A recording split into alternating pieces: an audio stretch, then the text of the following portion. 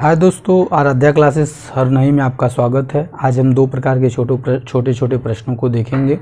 यह प्रश्न बेहद ही आसान होते हैं, परंतु जब तक हमें इनके बारे में जानकारी नहीं होती है तो यह प्रश्न करना जो है बहुत ही कठिन होता है। इसमें देखिए, इसमें जो पहले टाइप का प्रश्न है आपका वो है दिए गए अंकों के आधार पर बड़ी से बड़ी संख्या तथा छोटी से छोटी संख्या बनाना। दिए गए अंकों के आधार पर बड़ी से बड़ी संख्या तथा छोटी से छोटी संख्या बनाना है। ठीक है, अब ध्यान दीजिए कि इसमें हम नॉर्मली जानते हैं अगर हमें बड़ी से बड़ी संख्या बनाना है तो हम बड़ा नंबर से शुरू करते हैं और छोटे तक जाते हैं। छोटी से छोटी संख्या बनाना है तो छोटे अंक से शुरू करते हैं और बड़े तक जाते हैं।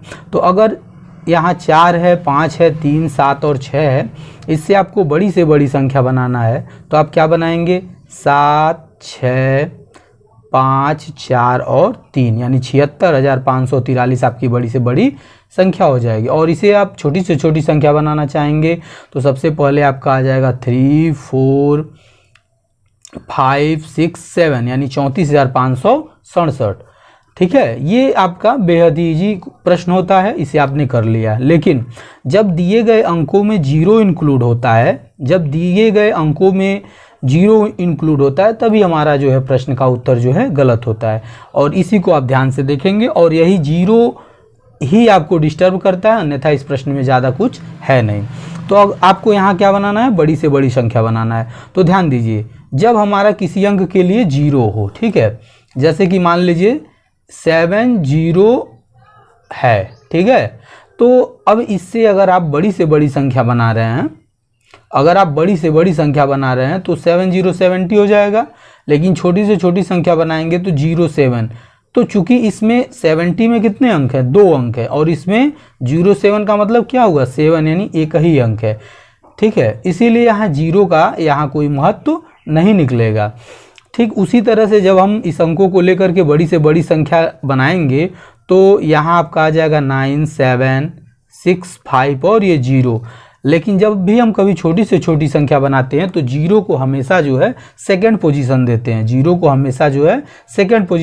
यानी जीरो के बाद छोटी से छोटी संख्या कौन है? 5 है। तो 5, अब आप जीरो को रखेंगे, उसके बाद 6, 7, 9। तो ये आपकी जो है छोटी से छोटी संख्या हो जाएगी। कभी भी आप 0, 5, 6, 7, 9 करके जो है बनाने का प्रयास मत करिएगा, ये पूरी तरह से गलत है। क्यों गलत होता है? क्योंकि इसमें 1, 2, 3, 4 ये 4 अंकों की संख्या बनती है और ये कितने की है? 5 अंकों की संख्या है। ठीक है, इस नाते जो है जीरो को हम फर्स्ट पोजीशन नहीं देते हैं। इसी तरह से अगर आप इसमें जो है डबल जीरो दिया है तो बिल्कुल आप जो है बड़ी से बड़ी संख्या बनाएंगे तो 8 रखेंगे, 7 रखेंगे, 4 रखेंगे, 3 रखेंगे, 0, 0 रख देंगे। ठीक है, छोटी से छोटी संख्या अगर आप बना रहे हैं तो सबसे पहले 0, 0 को छोड़ेंगे और किसको लेंगे? 3 को लेंगे। फिर आपका 0, 0, 4, 7, 8 हो जाएगा। ये छोटी से छोटी संख्या बन जाएगा। ठीक है, इस प्रकार से हम छोटी से छोटी संख्या तथा बड़ी से बड़ी संख्या बनाने का काम करते हैं। अगर हमें अंक दिया है, उस अंक में 0 है, तो 0 को आप हमेशा जो है सेकेंड पोजीशन देने का काम करेंगे। आगे आपका एक दूसरे टाइप का प्रश्न है। यह प्रश्न जो है तो बहुत ईजी, आप जो है पलक झपकते में ही इसको लगा देंगे, परंतु जब तक हमें इस प्रश्न की जानकारी नहीं होती है तब तक हम इसे हल नहीं कर पाते हैं। अब इसमें कह क्या रहा है? इसमें कह रहा है किसी संख्या को 119 से भाग देने पर शेष कितना मिला? 19 मिला। किसी संख्या को 119 से जब भाग दिया गया तो हमें शेष कितना मिला? 19 मिला। यदि इस संख्या को 17 से भाग दिया गया होता तो शेष क्या प्राप्त होता? जब इस संख्या को 17 से भाग दिया गया होता तो शेष क्या प्राप्त होता? ये जान लीजिए, ये बेहद ही ईजी है। इसमें आपको कुछ करना नहीं होता है। इसमें यही करना होता है कि जो दूसरे अंक से हमें भाग देने की बात कर रहा है उससे केवल हम शेष को भाग दे देते हैं। तो अगर आप 17 से 19 को भाग देंगे तो शेष क्या होगा? 2 आएगा। और यही आपका है जो है आंसर है। तो इसमें होता क्यों है? इसमें होता यह है कि जब हम किसी संख्या को 17 से भाग देते हैं तो 119 से भाग दिया जा रहा था, 119 बड़ी संख्या है तो शेष कुछ ज़्यादा मिला। लेकिन जब आप 17 से भाग देंगे तो संख्या क्या है, छोटी हो गई भाग देने वाली, इसलिए शेष भी आपका छोटा प्राप्त होगा।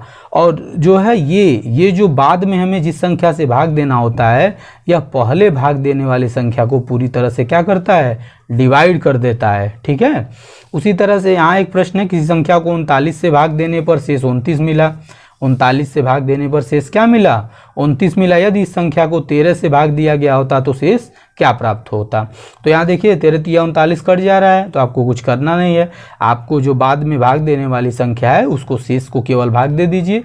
और ये 13 से अगर आप 29 को भाग दे रहे हैं, 13 से आपको 29 को भाग दे रहे हैं, तो 13 दूना 26 हो जाएगा और बचेगा क्या, 3, 29, और आपका इसका आंसर क्या हो जाएगा, 3 हो जाएगा। तो इस प्रकार से अगर आपके सामने तमाम प्रश्न आते हैं तो आप जो है हल कर सकते हैं। ठीक है, यह बेहद ही इजी प्रश्न होता है, लेकिन जब तक हमें इसके बारे में जानकारी नहीं होती है तब तक या तो हम इस प्रश्नों को छोड़ देते हैं या जो है हम कर नहीं पाते हैं। ठीक है, तो आप आगे भी जो है इस तरह से इस प्रकार के प्रश्नों को लगा लीजिएगा। Okay, thank you.